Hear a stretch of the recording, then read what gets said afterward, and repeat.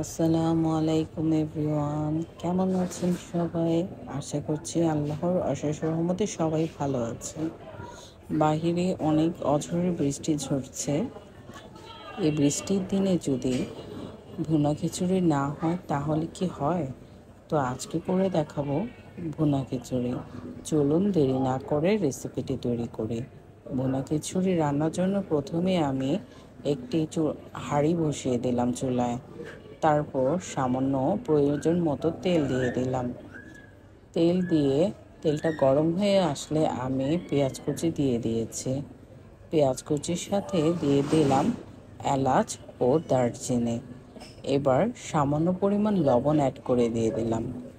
এবার পেঁয়াজের সাথে লবণটাকে ভালো করে মিক্স করে পেঁয়াজটাকে কিছুটা ভেজে নেব। যখন পেঁয়াজটা নরম হয়ে আসবে তখন দিয়ে দিলাম আদা ও রসুন বাটা। আদা ও রসুন বাটা দিয়ে পেঁয়াজের সাথে ভালো করে ভেজে নেব। তারপর দিয়ে দিলাম তেজপাতা। তেজপাতাকে কয়টা টুকরো করে নিয়ে আমি এখানে দিয়েছি। এবার সবগুলোকে ভালো করে ভেজে নিয়ে আমি এখানে দিয়ে দিব 3 চা চামচ পরিমাণ উঁচু করে হলুদের গুঁড়ো, আর সাথে দিয়ে দিলাম মরিচ গুঁড়ো। এখানে আমি 2 চা চামচ পরিমাণ মরিচ গুঁড়ো দিয়ে দিয়েছি। এবার দিয়ে দিব ধনিয়া গুঁড়ো। ধনিয়া গুঁড়ো আমি এখানে 2 চা চামচ পরিমাণ দিয়ে দিয়েছি। ধনিয়া গুঁড়ো দেওয়ার পরে আমি এখানে 1 চা চামচ পরিমাণ জিরা গুঁড়ো দিয়ে দিয়েছি। এবার সবগুলো মশলাকে পেঁয়াজের সাথে তেলের সাথে ভালো করে মিক্স করে নেব। ভালো করে মিক্স করে মশলাটাকে তেলের সাথে ভেজে নিয়ে সামান্য পরিমাণ পানি অ্যাড করে দেব। এবার মশলাটাকে কষিয়ে নেব।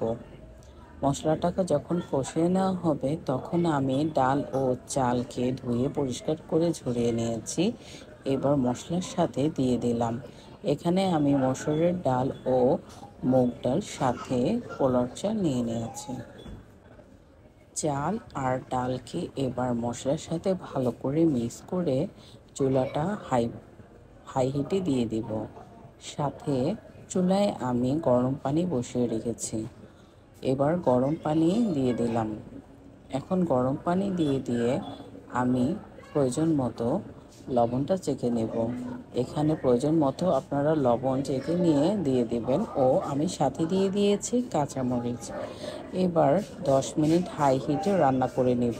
যখন পানিটা টেনে আসবে তখন আবার চামচের সাহায্যে ভালো করে চালটাকে এপাশ ওপাশ করে নেব। তারপর আমি এখানে দিয়ে দিব ঘি। এখানে আমি পর্যাপ্ত পরিমাণে ঘি দিয়ে দিয়েছি। আপনারা চাইলে অ্যাভয়েড করতে পারেন ও দিতে পারেন। আমি এখানে ঘি দিয়ে আবারও চালটাকে নেড়ে ছেড়ে দিয়েছি। আরও 10 মিনিট মিডিয়াম হাইটে রান্না করে নেব। তারপর আমি হাঁড়ির নিচে একটি তাওয়া গরম করে নিয়ে 15 থেকে 20 মিনিট মিডিয়াম লো আঁচে রান্না করে নেব। তো তৈরি হয়ে গেল ভুনা খিচুড়ি। তো আমার রেসিপিটি ভালো লেগে থাকলে অবশ্যই পাশে থাকবেন। ধন্যবাদ বন্ধুরা।